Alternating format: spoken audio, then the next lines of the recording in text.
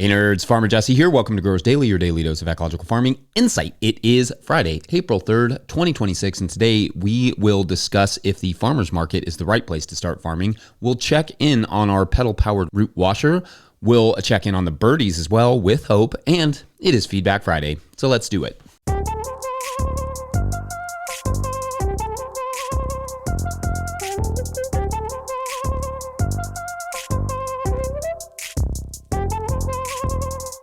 All right, happy Friday, everyone. Been a great week of having my voice back. That much is true. Been a good week on the farm as well, as I've got some crops in the ground and going to start another round of lettuce and such today with harvests beginning next week.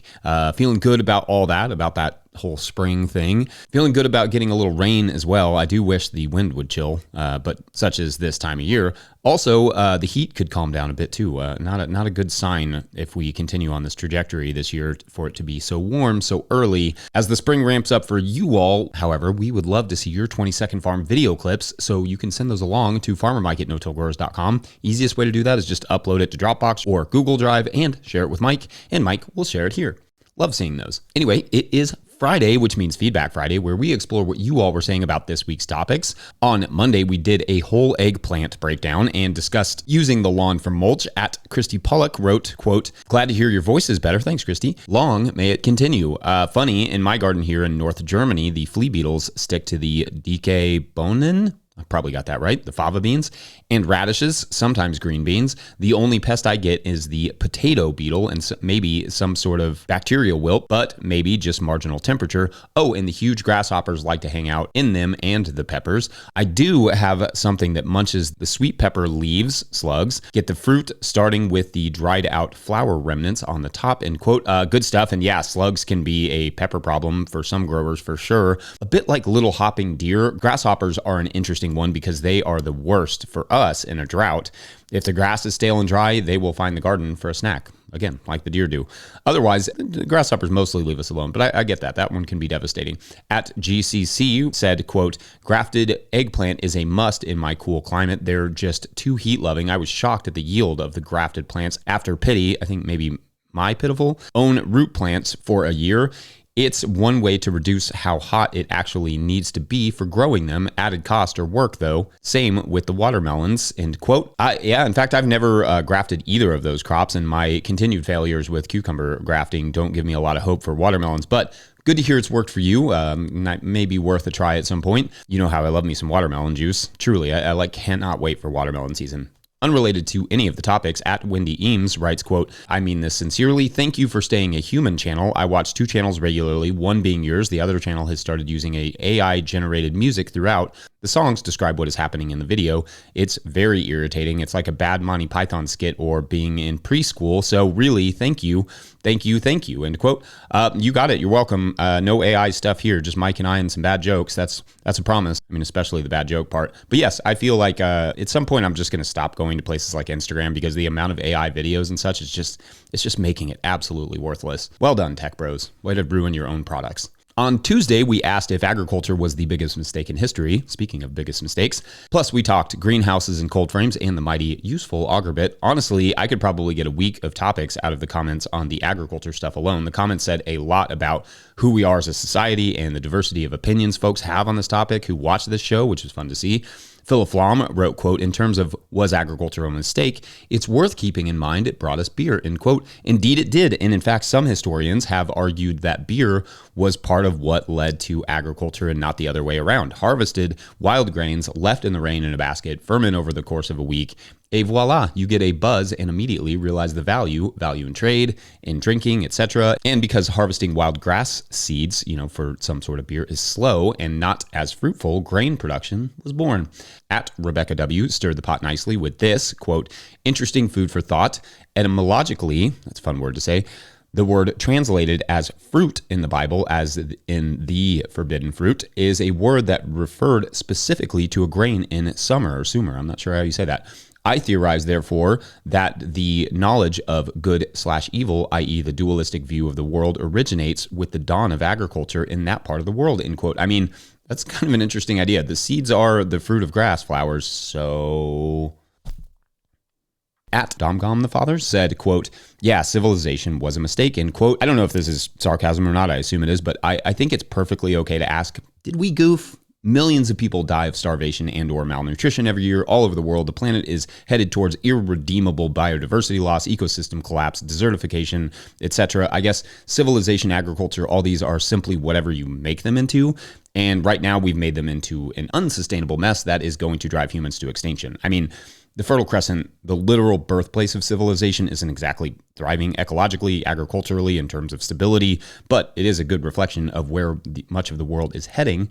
So that's neat. Civilization, resounding success. At Monkey Boy added, quote, native populations being relatively equal is absurd, end quote. You're right. There were actually ancient nomadic cultures that were heavily matriarchal, meaning primarily run by women, but also cultures have never been a monolith. But many anthropologists believe there was significantly more equality in hunter-gatherer societies pre-agriculture. I didn't just make that up. It's not like I was just like, oh, maybe this is an idea. No, that's like well studied. And just think, like if you're into hunting or fishing or I don't know, foraging or anything like that, that could have been your life. Like all of it, pretty much. So I give you permission to question the world that we live in and the stuff that we believe. In fact, tell the history books I sent you. Actually, I owe them some money, so maybe just keep that between us. On Wednesday, we talked mulches, finding them, using wood chips, using leaves, etc. At Tom Welsh wrote, quote, I've been moving the chopped leaves from last fall onto the garden as a mulch. In your video, yours look dry. Mine are wet and heavy. Did you cover your leaf pile, end quote?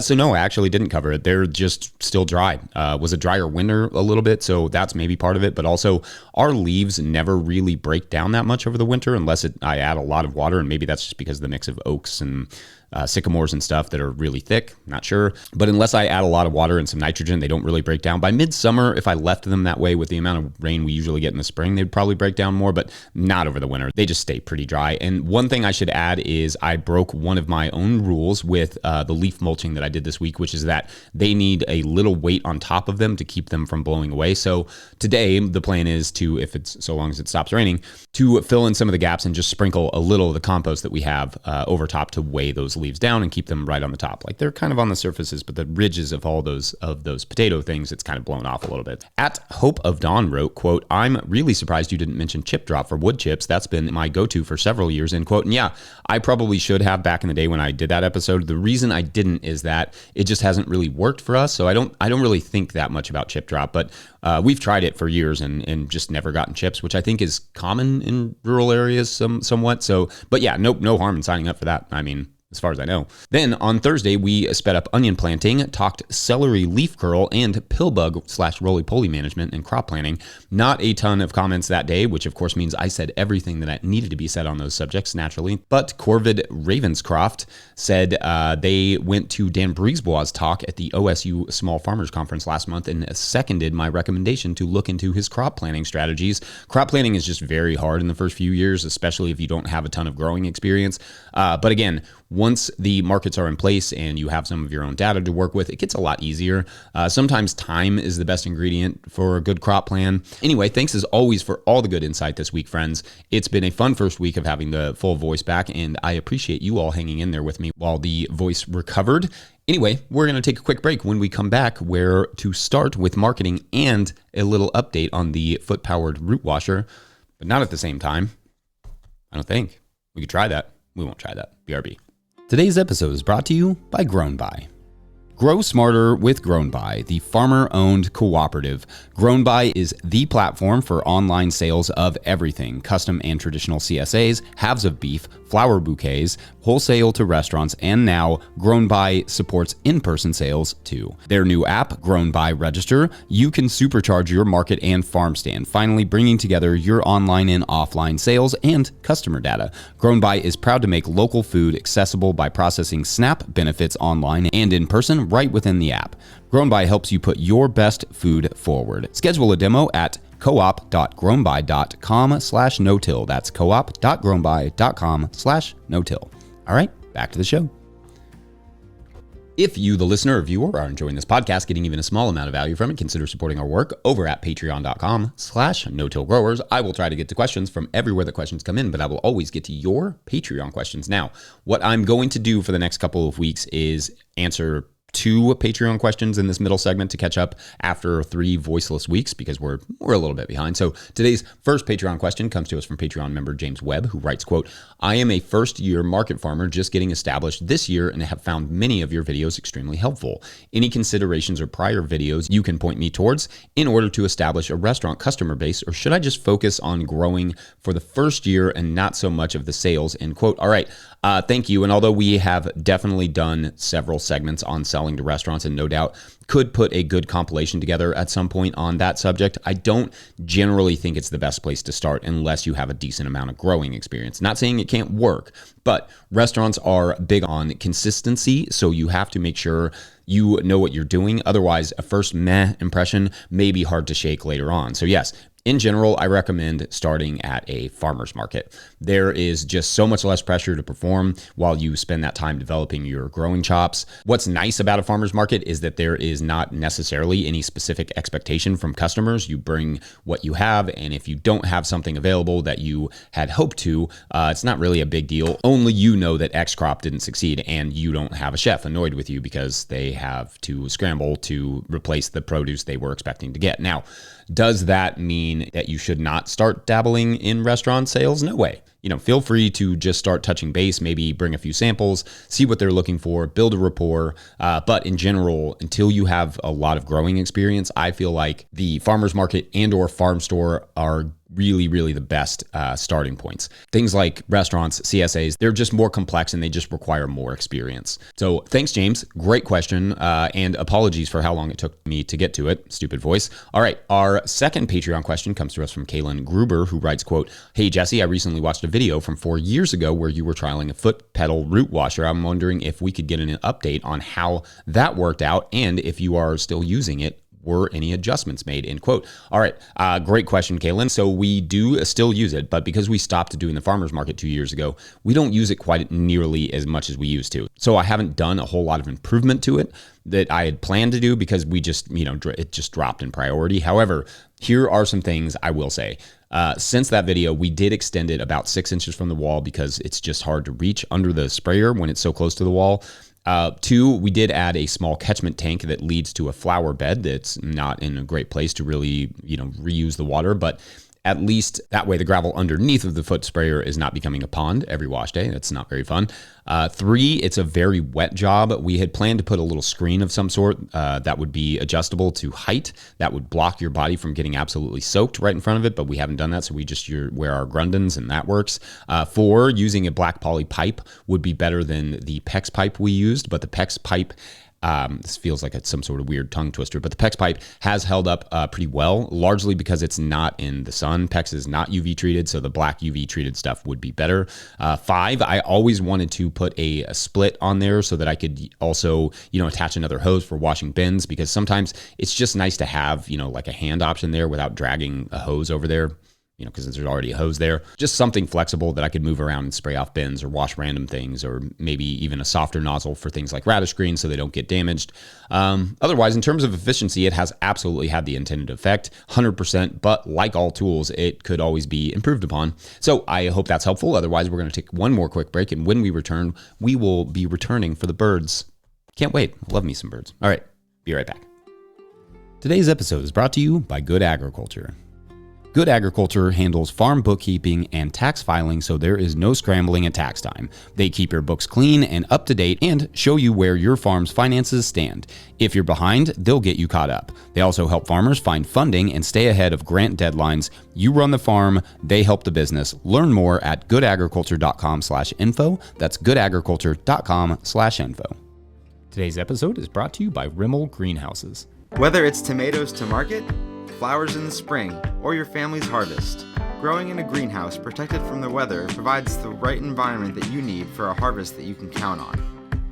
Rimmel greenhouses are designed for durability and offer the quality that you need to grow productively year-round. Visit rimmelgreenhouses.com to get a quote today.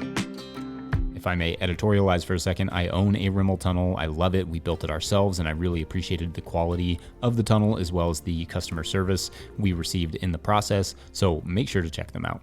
All right, so the birds Well, they're not all right. That much is known. Quoting a recent New York Times article on the subject, quote, birds in the United States are not only declining, but they are declining faster, especially in areas with intensive agriculture. According to new research, overall drops in bird population measured from 1987 to 2021 were sharpest in warm and warming areas, suggesting that climate change may play a role, end quote. And to clarify here, when they say intensive agriculture, they don't mean like biointensive, ecological farms like what we do. They mean intensive like, dang, bro, those are some intense chemicals you're spraying on those fields. That sort of intensive agriculture, chemical, industrial agriculture.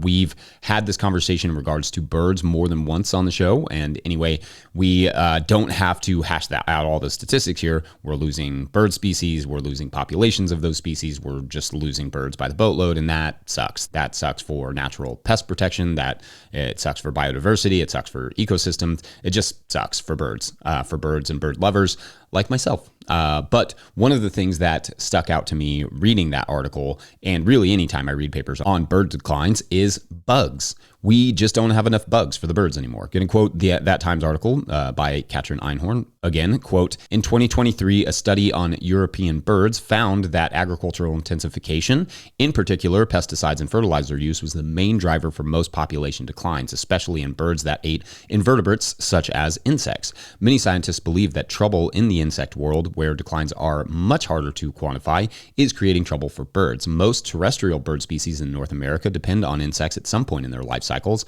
often when they are young. One study found that 2.9 billion birds lost since 1970 came from species that depended on insects.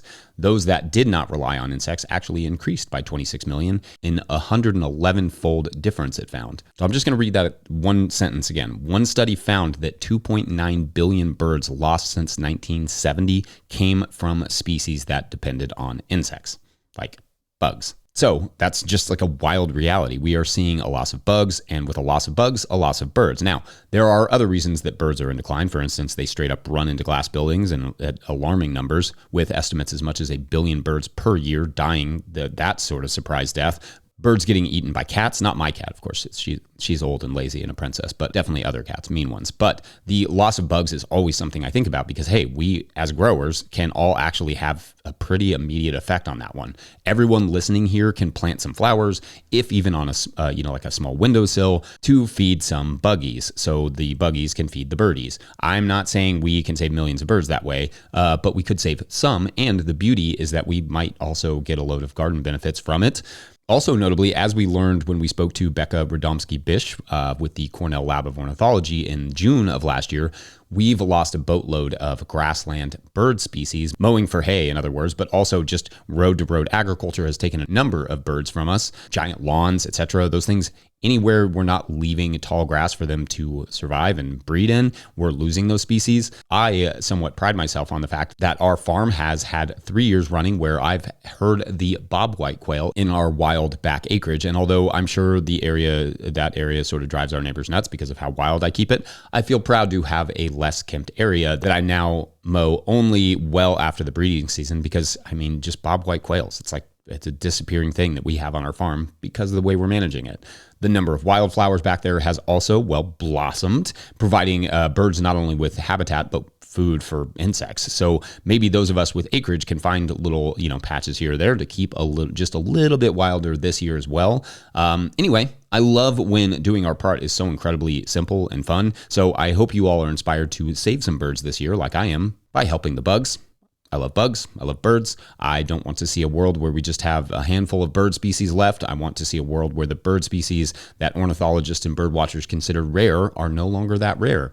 Let's make bird watching less challenging again. Now, there's a slogan. I think that's it for this Friday. Don't forget, No Till Growers is a nonprofit 501c3, so donations are tax deductible and greatly appreciated. Please make sure to like and subscribe and or follow wherever you're getting this podcast. That is an easy way to help us out as well.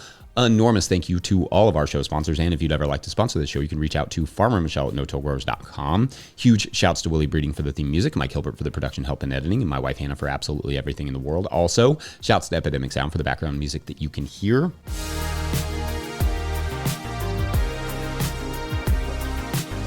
Pick up a hat or a copy of my book, The Living Soil Handbook, at notillgrowers.com to support our work. Big thank you to everyone over at patreon.com/notillgrowers, where at a certain level, or if you just bump up from one level to another, you sign up in the month of April, you get a shout out on the show. So big shout outs today to Jillian, Bill Price, Alex and Oliver, Dwight Yoder, Bill King, Doug, and Ian at Grindstone Farms. Huge shouts to them for keeping this show and the stories going, as always. All right, so Junie was thinking she was escaping the disaster that had become her life, and here she was being told that she needed to now escape the mountain town where she had moved to escape that life. This was tragic and horrifying on many levels for her. So dutifully, though, she agreed. It felt weird there, and she just kind of calmly walked to her car and began to drive out of town just to get her bearings, all the while passing people on the street, in their cars, in restaurants, everywhere, just sort of bobbing their head to some sort of invisible tune. And then when she reaches the edge of town, she sees it. Road closed, no exit, giant sign, no way to get around it. She would have to hike to get away. So she pulls her car off to the side of the road and decides to walk to the next town, which is solidly an hour drive. But as she gets further up the road, she sees it. There is a giant gate that is closed over the top of the road, a gate attached to a tall fence that she had not noticed before. There just is no escape. So she sits on the ground to just think and say, like, what is going on here? And that's when she feels it. Her head begins to bounce, and suddenly, the music. The end. All right, thanks for watching and or listening. You all have a great weekend. It's Easter. Have a great Easter. We'll see you on Monday. Should be awesome. Make no promises, but it should be. All right.